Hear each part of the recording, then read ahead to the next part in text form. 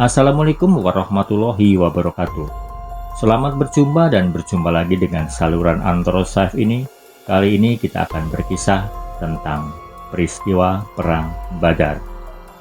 Dan tentu saja, sebelumnya jangan lupa subscribe ke channel ini.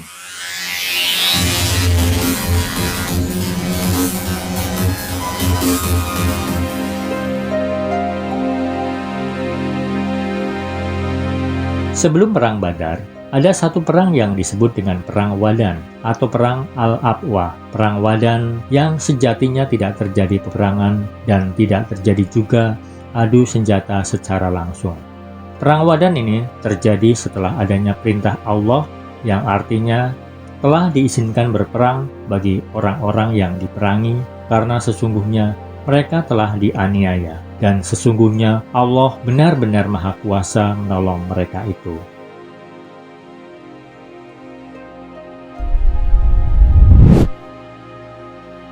Waktu itu, Rasulullah dan kaum muslimin hendak menyergap kaum Quraisy dan Bani Hamzah. Namun, Bani Hamzah menawarkan perjanjian sehingga perang pun tidak terjadi. Rasulullah dan para sahabat kembali ke Madinah. Peristiwa perang ini kemudian dikenal dengan nama Perang Wadan. Dan dari situlah kemudian berkembang menjadi Perang Badar.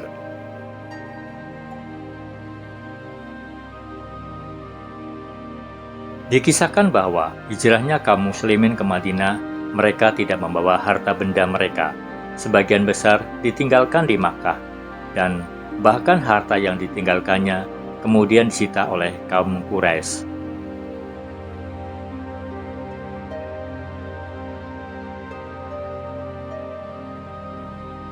Nah, untuk mengambil kembali harta mereka, kaum muslimin menyergap rombongan kafilah yang membawa barang perniagaan dari Syam ke Makkah atau sebaliknya.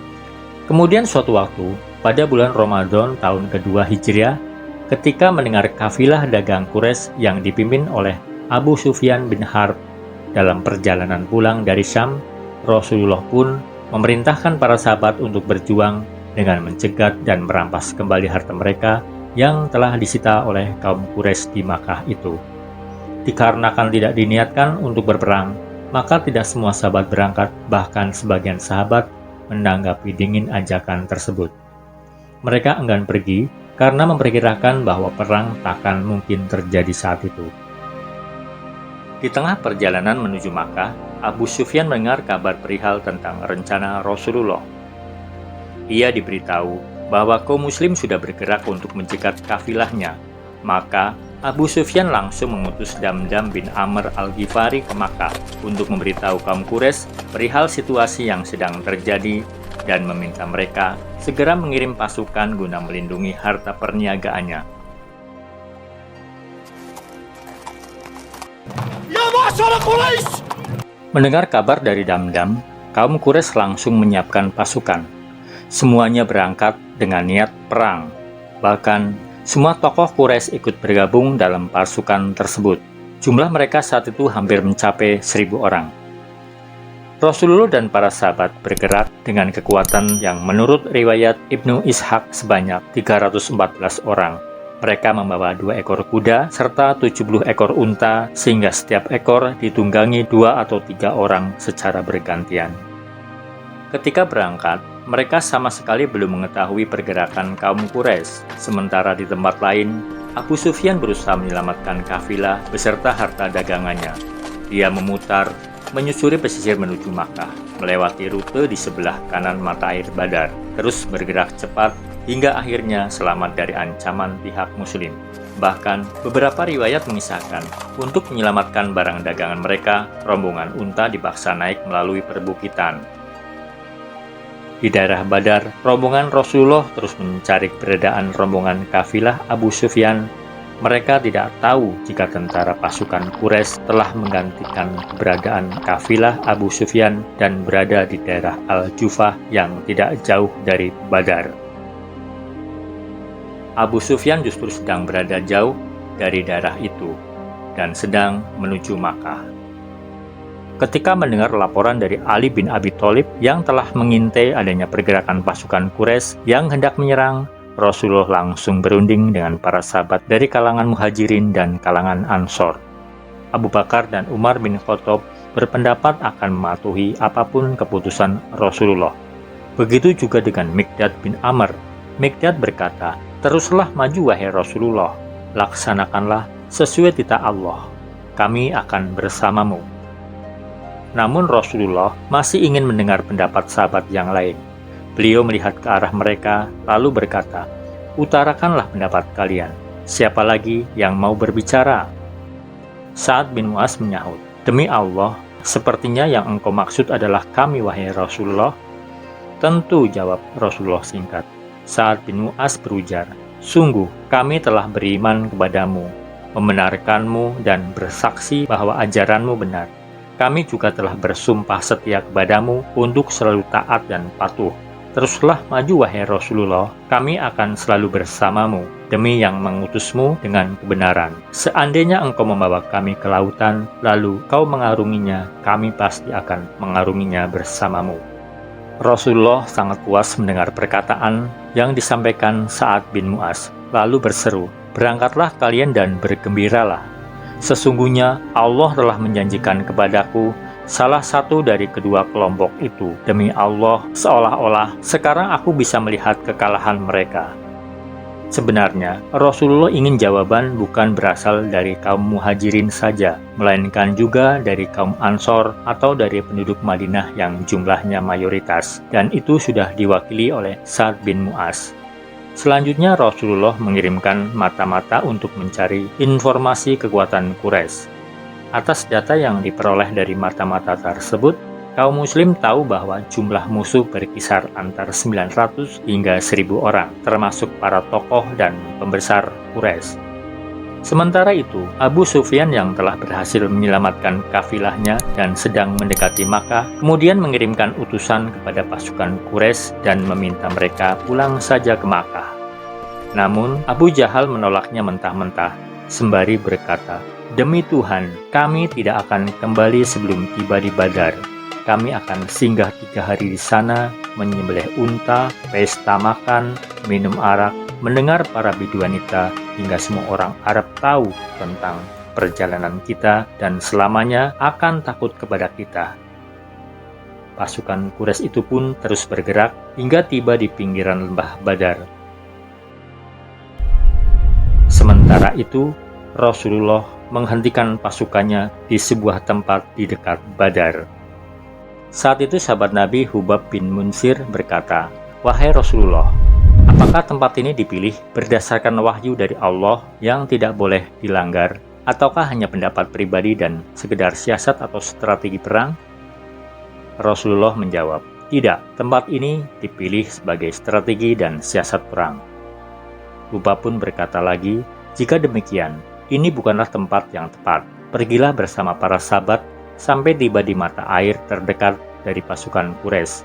Kita akan membuat markas di sana, menggali sumur di belakangnya, lalu membuat kolam dan memenuhinya dengan air. Jadi, kita bisa berperang melawan pasukan musuh dengan persediaan air yang cukup, sementara mereka tidak." Rasulullah pun menerima usulan Hubab, lalu bergerak ke tempat yang dimaksud dan menjalankan saran Hubab. Setelah pasukan muslim tiba di tempat tujuan, yaitu mata air yang letaknya paling dekat dari markas musuh, Sa'ad bin Mu'az mengusulkan untuk mendirikan sebuah tenda khusus untuk menjaga keselamatan Rasulullah. Tujuannya, jika pasukan muslim terdesak, Rasulullah bisa bergerak dengan cepat ke Madinah, sehingga para sahabat yang tidak ikut berperang saat itu tak akan bersedih terlalu dalam. Usulan Sa'ad ini pun disetujui oleh Rasulullah. Setelah tenda didirikan, Rasulullah mencoba menenangkan para sahabat dengan janji bahwa Allah yang akan memberi mereka pertolongan dan kemenangan.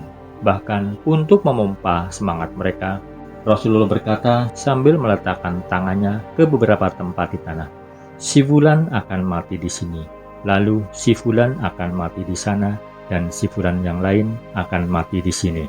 Ternyata di akhir peperangan, nama-nama pasukan musuh yang disebutkan Rasulullah itu mati persis di tempat yang beliau tunjukkan. Pada Kamis petang malam Jumat tanggal 17 Ramadan, selama beberapa saat Rasulullah beristirahat. Selama itu pula, beliau terus berdoa, "Ya Allah, orang-orang Quraisy telah datang dengan segala keangkuhan dan kesombongan untuk menantangmu dan mendustakan utusanmu. Ya Allah, berilah aku pertolongan, seperti yang telah Engkau janjikan kepadaku. Ya Allah, kalahkanlah mereka esok hari." Sambil menengadahkan kedua tangan ke langit dan wajah penuh kekhusyukan, Rasulullah tiada hentinya terus memanjatkan doa kepada Allah. Abu Bakar tiba melihatnya. Abu Bakar menghampiri beliau dengan perlahan dari arah belakang, lalu berkata menenangkan, "Wahai Rasulullah, kabarkanlah berita gembira ini. Demi dia dan jiwaku berada di genggamannya, Allah pasti akan memenuhi janjinya kepadamu." Sama seperti Rasulullah, seluruh pasukan muslim juga tiada henti berdoa memohon pertolongan dengan penuh ketundukan dan kekhusyukan.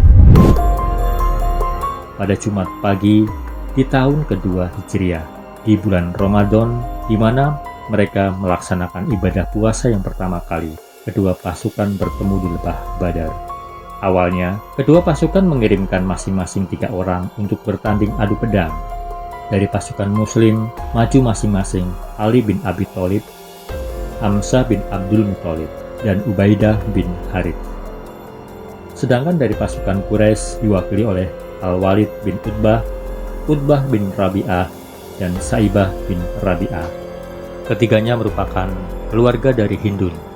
Mereka adalah ayah, paman, dan saudara laki-laki Hindun, istri dari Abu Sufyan. Adu pedang pun terjadi.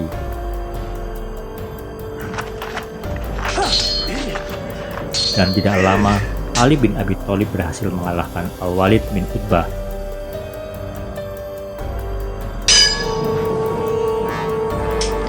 Begitu juga Hamzah bin Abdul Muthalib berhasil merobohkan Saibah bin Rabi'ah.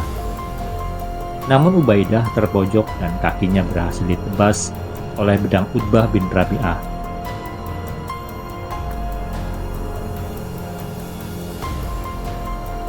Dalam kondisi yang terpojok itu, Hamzah kemudian datang membantu dan berhasil merobohkan Utbah bin Rabi'ah.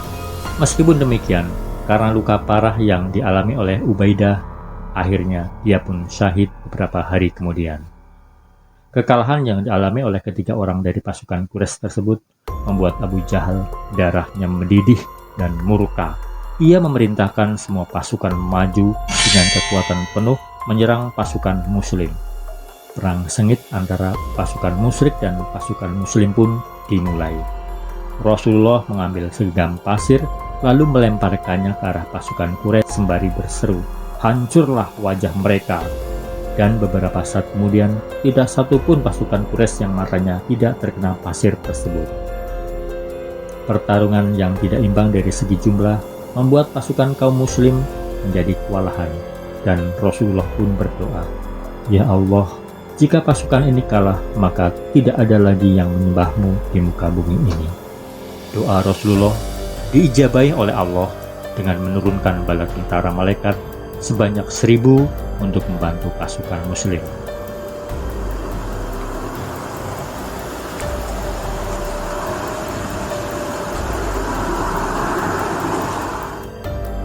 Seperti yang tertulis dalam Al-Quran, Surat Al-Anfal ayat ke-9. "Ingatlah ketika kamu memohon pertolongan kepada Tuhanmu dan lalu diperkenankannya bagimu. Sesungguhnya aku akan mendatangkan bala bantuan kepadamu dengan 1000 malaikat yang datang secara bergelombang." Juga dalam surat Ali Imran ayat 124, "Sungguh, Allah benar-benar telah menolong kamu dalam perang Badar, padahal kamu pada saat itu adalah orang-orang lemah. Oleh karena itu, bertakwalah kepada Allah agar kamu bersyukur." Keadaan pun mulai berbalik. Kelelahan yang dialami oleh pasukan Quraisy menyebabkan mereka tidak terkendali. Dan begitu serangan balik dari pasukan muslim menyebabkan pasukan Quraisy kocar-kacir. Apalagi pada kesempatan itu, 2 pemuda Ansor dengan tidak mengenal rasa takut menyerang pasukan yang membentengi Abu Jahal. Serangan yang begitu tiba-tiba itu melemahkan formasi pertahanan terhadap Abu Jahal. Sehingga akhirnya Abu Jahal berhasil dijatuhkan dan terbunuh di perang Badar tersebut. Dan akhirnya, pertempuran itu dimenangkan secara mutlak oleh pasukan Muslim. Dalam peperangan ini, 70 pembesar Quraisy mati terbunuh dan 70 orang lainnya menjadi tawanan. Adapun di pihak kaum muslim sebanyak 14 orang gugur sebagai syuhada.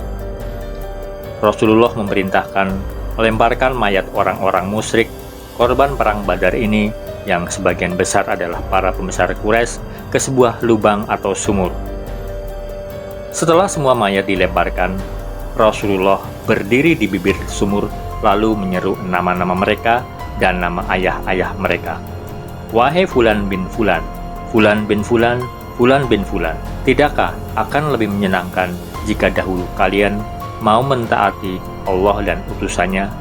Sungguh, kami telah mendapati bahwa janji Tuhan kami itu benar adanya. Sudahkah kalian mendapati bahwa janji Tuhan kalian juga benar? Mendengar ucapan Rasulullah, Umar bin Khattab berkata, "Wahai Rasulullah, mengapa engkau berbicara dengan mayat yang sudah tidak bernyawa?" Rasulullah pun menjawab, "Demi dia dan jiwa Muhammad berada dalam genggamannya, kalian tidak lebih bisa mendengar apa yang kukatakan dibandingkan mereka."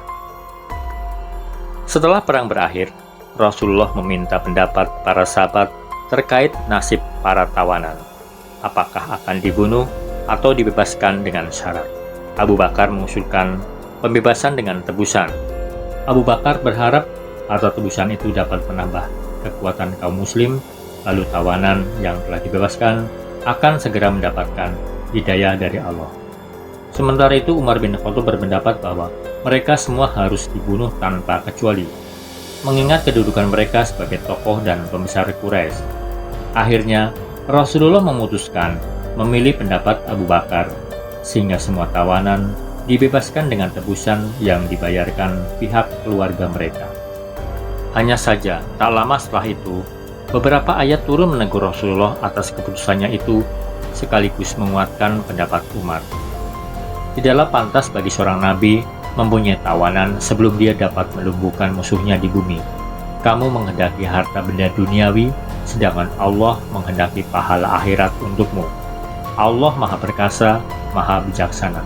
Sekiranya tidak ada ketetapan terdahulu dari Allah, niscaya kamu ditimpa siksaan yang besar karena tebusan yang kamu ambil. Quran Surat Al-Anfal ayat 67-68. Demikian kisah Perang Badar, mudah-mudahan menjadi ibrah bagi kita semua. Mohon maaf jika ada kesalahan dalam berkisah. Wassalamualaikum warahmatullahi wabarakatuh.